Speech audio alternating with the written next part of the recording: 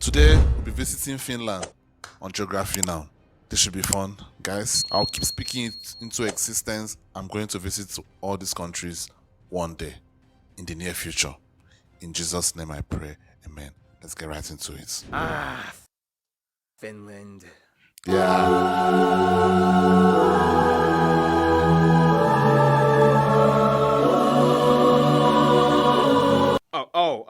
Let's talk about this place that This I guy has totally gone have to no every preconceived place in this biases world. towards. He has lived the life that I wish I lived. It's time to learn geography. No! Hey everybody, I'm your host Barbie. Welcome to the dark sheep of Northern Europe. Barbie. All the other Nordic countries are like while Finland is like Dark sheep, why? We'll get into the heavy metal thing in a bit, but first.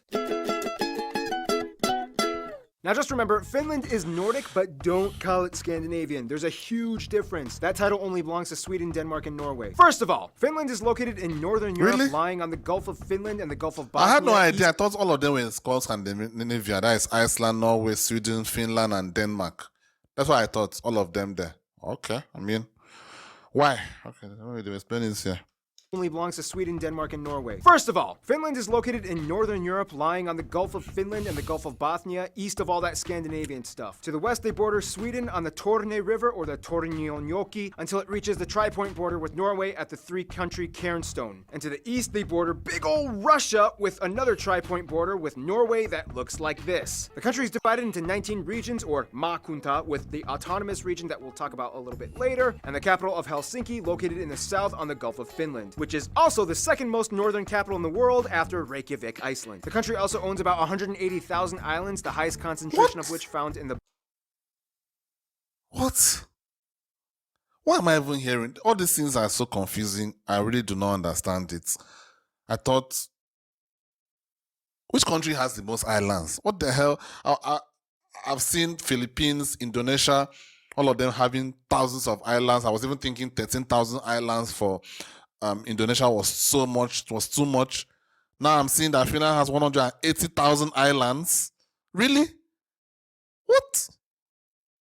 Baltic off the coast in the Åland archipelago. Keep in mind, parts of Finland also lie within the Arctic Circle. That's how far up north they are. And the three busiest airports are Helsinki, Oulu, and Rovaniemi. Now, my favorite part, territorial anomalies! First of all, with Russia, there are too many split islands and penne enclaves. The islands of Aikaniemi and Sursari, Tarasimsari Islands, and lakes, small the island islands in the here. Koitajoki River. Okay. Seriously, just play around with Google Earth and see how many you can find. Finally, we get to Sweden and things get interesting. Most of the borders with Sweden run along rivers that eventually flow into the Torne River, and then we get a strange golf course that is split between the two countries in the town of Tornio What? and Sweden. Not only Wow, that, that's but then you have the interesting. strange Market Island right next to Åland in the Gulf of Bothnia, which has an inverted S-shaped border. It had to do with the lighthouse that was built belonging to Finland, but then Sweden was like, hey, it's too close to our side of the island. So they drew a border that was like this to give each side equal shares of the land. See this archipelago cluster of islands right here? Yeah, it belongs to Finland, even though most of the people here speak Swedish. Åland is Finland's strange little administrative anomaly. Long story short, it used to belong to Sweden, but then the Russians took over it in addition to Finland. But then after the Russian Revolution, Finland became free, and then the UN decided Åland should belong to Finland with autonomy. But then the Soviets started attacking again, and then Finland was like, nope, and then fought Not back this time. relentlessly, defending themselves and Åland, and Sweden just kind of sat there and didn't really do much for Åland as they decided to stay neutral. Finland defending Åland was kind of like the turning point. Now it's kind of like,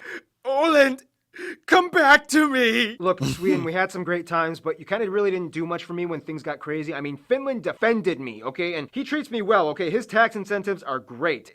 It's time to move on. It's not me. It's you. It's not me, it's you. Åland! Also, I've told a couple of ladies that same thing. A couple of them. And truly, it was about me, not them, to be honest. I didn't just say that to leave them. I said that truthfully. Finland kind of threatened that if Åland was ceded back to Sweden, they would demand the Tornio Valley. Now, before the whole Soviet thing, Finland operated the regions of Karelia, Sala, Kusamo, Petsamo, and some extra islands in the Gulf. After the wars with the Soviets, these regions were all ceded back to Russia, effectively cutting off their access to the Arctic Ocean. Very quickly, some notable sites and landmarks would have to be the old castles like Savonlinna, Hämeenlinna, Olavinlinna, and the most renowned Suomenlinna. You can probably guess what Suomenlinna. Linna means by now. Rovaniemi is otherwise known as the home of Santa Claus, where you can go reindeer sledding. Inari and Ivala Salo is where you can get a real Sami traditional cultural experience. Of course, Helsinki is the epicenter of Finnish architecture and culture, with landmarks such as the Tempeli Aukia church excavated into a rock, Mannerheim Street, the busiest road with all the shops and austere post-Soviet influenced blocky colonnaded buildings, or the iconic Helsinki Cathedral. Now those are all great, but Finland isn't really much of a tight metropolitan type of country. They love their space and have quite a bunch of it. Let's see what lies outside these cities, shall we?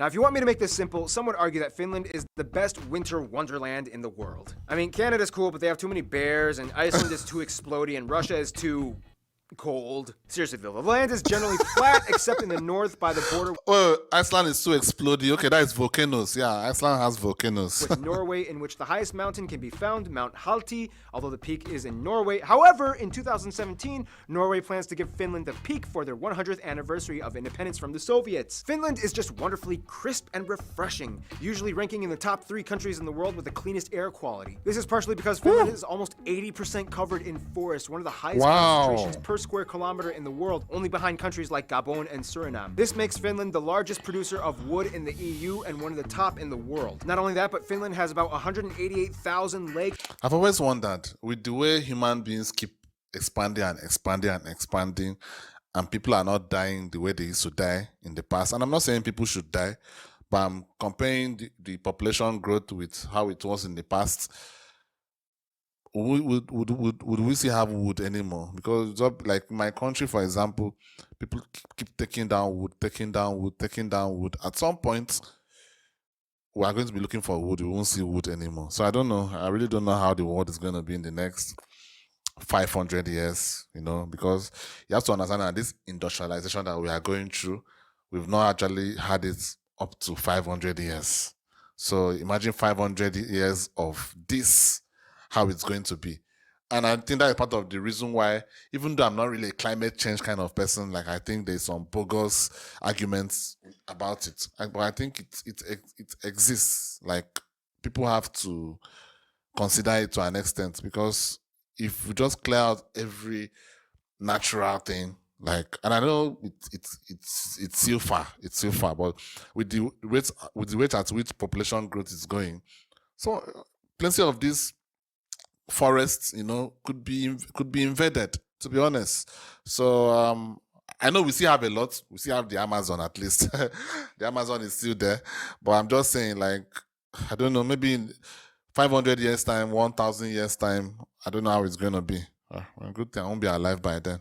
Most heavily concentrated in lakeland, and in addition to lakes, about 10% of the country is comprised of all water bodies like rivers, ponds, and streams. When mixed with the land, this makes about 1/3 of the country home to swamps and bogs, making it the highest wetland proportion country in Europe and disputably the world. Maybe, but our floods are crazier. Fittingly, the name for swamp in Finnish is suo, and the word for Finland is suomi. I mean, technically they also have 9 other words for swamp, like rame, neva, leto, luhta, laihteko, apa, paisa, janka, and korpi. And they love these swamps. One Finnish pastime is jumping in the mud, sometimes naked, and either playing soccer or wrestling. The landscape of Finland is shaped that way because imagine what happens when you crush something under a heavy glacier for a really long time, and then after the glacier melts, you're left with pockety erosion and mineral residue all over. Not only that, but Finland is experiencing a post-glacial rebound in which the land is steadily rising along the coast of the Gulf of Bothnia. Every year, Finland gains about 7 square kilometers and is technically rising out of the sea. The longest river is the Kemijoki that passes through Lapland and reaches the Gulf of Bothnia. And the largest lake, as well as the 4th largest in Europe, Lake Saimaa, is located in the southeast. Because Finland is so far north, they are known for being the land of the midnight sun, as during summer you can literally see the sun for 24 hours a day in the northern parts by the Arctic Circle. And of course in the winter times there's hardly any sunlight at all, but if you're lucky you can witness an aurora borealis, especially in the northern parts. Oh, and by the way, the national animals are the whooper swan and the brown bear. Finnish agriculture is of course very standard for northern European countries. Lots of rye wheat, turnips, potatoes, and of course fishing is huge out here. However, due to the abundance of lakes and rivers, Finns prefer their own domestic freshwater fish like perch, zander, and miuku as opposed to the sea fish. Speaking of which, coming to Finland, chances are you will eventually try reindeer meat in some shape or form, whether in stew or grilled. In Lapland, you might even find bear. I don't really like meat. You can try mami, a pudding made of rye, and of course every Finn will make every visitor try the strong, salty salmiakki. They love salmiakki so much that they made it into an ice cream, and it's so good, and I'm so mad they don't sell it in my hometown. Oh yeah, in the wintertime they build ice hotels, and there's like this cool waterfall in the Paratisi Kuru area in the Uru Kekkonen National Park.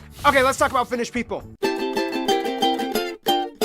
Okay, if you go to Finland, you will most likely experience a rather intense yet intriguing social construct. First of all, the country has about 5.5 million people and is the most sparsely populated country in the EU. The country is about 90% ethnically Finnish, about 6% are Swedish, and the rest is made up of everything else under the sun, like Russians, Estonians, Asians, Black. and Africans. They use the euro as currency, they use the type CEF outlets, and they drive on the right side of the road. Of course, the Finnish people speak the Finnish language, which is arguably one of the hardest languages on earth to learn. Conjugation is a mess. Nouns and adjectives have inflectionary forms, whatever that hell? means. Nonetheless, Finland has one of the best schooling systems in the world. In Finland, Please tell me they can speak English the same way as Denmark could speak English. I would love that. school hours are shorter, less homework is given, and there are virtually no mandated standardized tests apart from the exam you take in your final senior year of high school. Why? Also, No mandated tests.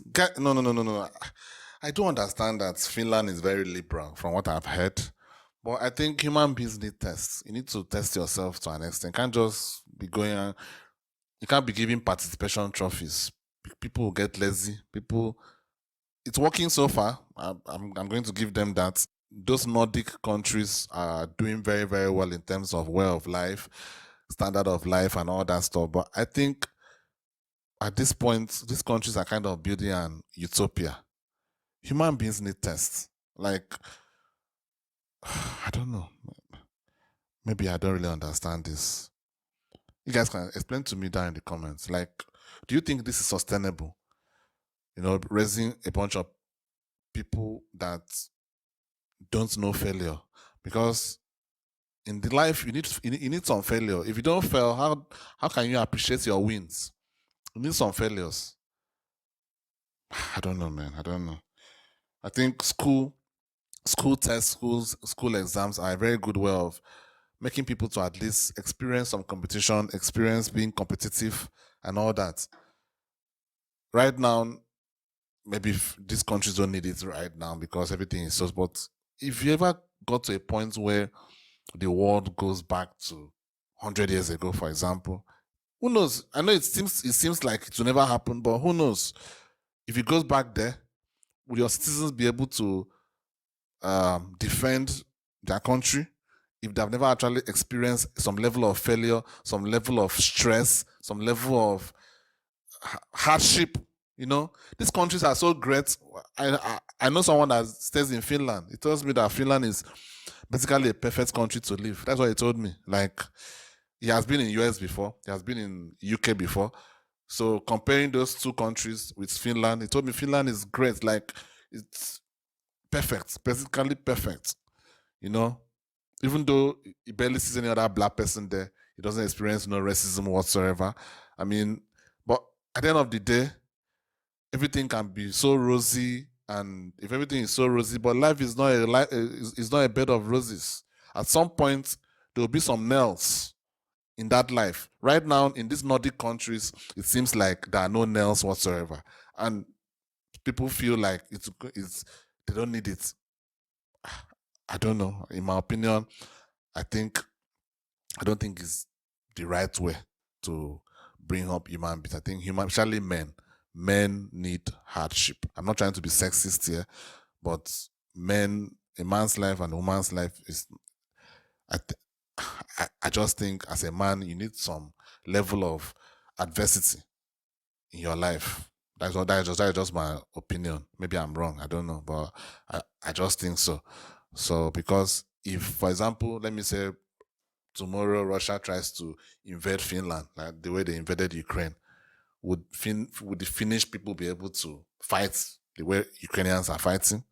I'm not sure about that. If they are being brought up this way, with no failure, no nothing, no everything is just so rosy, life is so great, perfect, then all of a sudden you are seeing bombs, guns, tanks. I mean, can they handle that pressure? I don't know. Not sure. I don't know. if you get your PhD, you have the option to get a sword and a top hat along with your diploma. This is also why Finland is one of the most English-friendly countries in Europe. Children are taught around ages 9 to 11, and most people of the younger generation can at least hold an impressively fluid conversation. Finland Another country that I will enjoy going to. English speaking. I can't, some of these countries that I have to learn the language will be so stressful. But places like Finland, Denmark, great. Conscription country in which all men ages 18 and up are required to serve either in the military or civilian services anywhere from 165 days to a year, depending on the type of service applied for. Yeah, okay. I misspoke. Maybe I will delete. Okay, let me not delete. This is a reaction. Let me not try to, adulterate it. I misspoke. Fine. If that is the case, great. Every citizen, at least. Because at the end of the day, you have to have some adversity in life. So great. Okay. That makes sense now. So it's now you're not telling me that this country is spotless, nothing. This country is perfect. This is crazy. The younger generation can at least hold an impressively fluid conversation. Finland is actually a conscription country in which all men ages 18 and up are required to serve either in the military or civilian services anywhere from 165 days to a year, depending on the type of service applied for. Åland Islands are exempt from the military conscription but are required to serve in some kind of institution like the Coast Guard or civil services. Finnish culture is actually pretty funny. The stereotype is that Finns are incredibly quiet and don't talk that much in most public transactions. Just mind your business and no small talk. The cartoon Finnish Nightmares illustrates this concept pretty well. Check it out. Which is funny because Finland is huge on the boisterous, loud, and flashy heavy metal culture, having the highest concentration of heavy metal bands out of any other country in the world with nearly 650 per 1 million residents. Finns also invented the wife carrying competition in which a man must carry either his wife or girlfriend or any girl that agrees to get tossed around in an obstacle course, and the winner gets the women's weight in beer. It's very strategic because if you want to win, you might want to carry a lighter wife, but if you want more beer, you better do your squats. Bro. Whoa! Now, you must know one thing about Finnish culture. Nice. I love this game. I love this game. I won't be able to carry a fat wife though. I won't be able to carry a fat wife. Look at me, guys. but it's a very fun game. It's a fun game. Wow, you nice. have to know about sauna. The Finns invented the sauna. Most homes, hotels, and apartments have a sauna built into them. They actually had a sauna competition at one point, but then a Russian guy died and they had to kind of cancel it. Overall, though, Finns are kind of brought up in a mindset known as sisu. It's kind of hard to explain the exact definition of it, but it kind of means something like guts or determination and never giving up, which really helped them along the fight with the Soviets. Sisu is to Finland what Jantaloen is to Denmark. There are so many other things I wish we could talk about, but we're running out of time. But we do have time for friend time! Friend zone. Historically, Finland was kind of always a little lonely. I mean, few, if any, trading routes ever went through this area. Even the Mongols were like, we're good. Nah, yeah, carry on. Nonetheless, over time, Finland did develop relations and to this day is one of the most diplomatically outreached countries in the world. I mean, the Finnish passport is the #1 ranked and most sought after as it has the highest number of visa-free countries applied. See what I'm saying? This is a perfect country. I wish I could have a Finnish passport. To it. First of all, Finland generally gets along with other Nordic countries. However, they have the biggest frenemy relationship with Sweden. They'll trade and share a beer or two, but when hockey season comes, the bloodbath begins. When it comes to Russia, Finland kind of has to be their friend because Russia has the longest border with them and business is important. Nonetheless, Russia is kind of seen as like the next door neighbor that you once got into an argument with, but then you kind of fix things up, but then you kind of really didn't get over it, and then you have to see them every other day in the morning as you go to work. Germans are always welcome. And you do know that they could do you something one day. In Finland, and Hungarians are like the long-lost distant cousins that they just discovered and are trying to build a relationship with. Their best friends, though, might be Estonia and Norway. Everybody loves Norway. It's like the Cameroon of Europe. Norway has never had any controversy with Finland, and with the recent mountain gift proposal, relations are only strengthened. Estonia is like the nagging little sister that tries to imitate her bigger brother. I mean, they both even have the same national anthems, but in the end, they are family, and Finland always loves her. In conclusion, Finland really is a winter wonderland with quiet people that transform into metal monsters after a pint of long drink, topping their days off, baking themselves in human ovens for fun. And with that, we finish the Finnish episode. Ah, you waited for that for over 10 minutes. Wow, man. Is this the perfect country? This could be the perfect country. You know, there's always a situation where no matter how great a country is, there's no perfect country. But from what I've seen, and from what I've already heard from my friend that stays in Finland, this is like the perfect country. And I made some comments during the video. I was talking about like life is so great that you need some adversity. And they reminded me, yeah, dude, we still know that the world is not a bed of roses. So This country is like, man, what the hell? This is like the perfect country, man. I won't lie to you guys. Seriously, this is crazy. Wow. Anyway, guys, I hope you enjoyed the reaction. Let me know what you think. Finnish people watching this video, give me down in the comments. How do you feel about your country? Do you think it's the perfect country, or are there things that could still be better in your country? Because for me, on the outside, from the outside looking in, looking at this, I just don't see any problems in this country, really. And from first-hand experience from my friend that stays in Finland, he tells me that that your country is a perfect country as well. So what do you think?